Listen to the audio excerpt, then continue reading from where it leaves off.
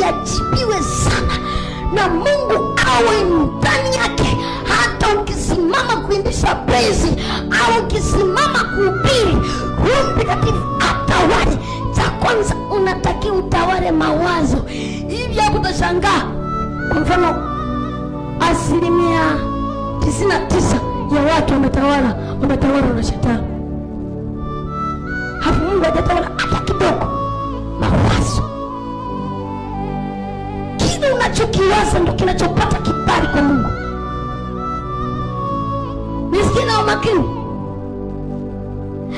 ili uweze kukua kiroho, ili uweze kukaa karibu na Mungu, ili uisikie sauti ya Roho Mtakatifu. Kuna watu hapa hawajawahi kusikia. Kuna watu hapa wananena kwa lugha lakini hawaelewi wanachonena. Mimi ni mvivu wa ibada, lakini unaelewa maana lugha za unasijua lugha.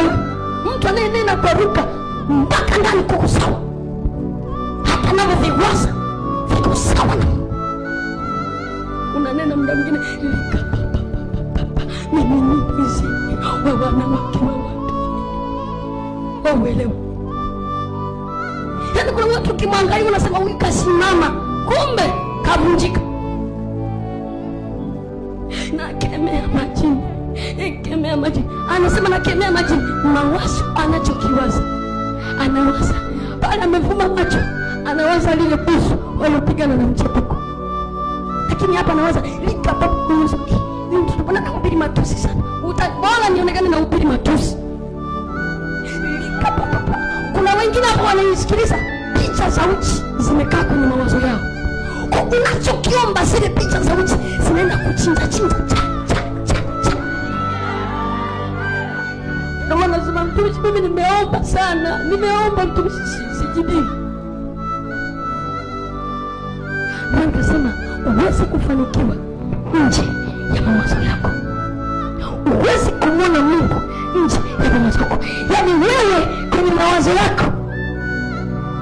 Kuna wengine kwa wanasali lakini wanachukia majirani, wanachukia ndugu.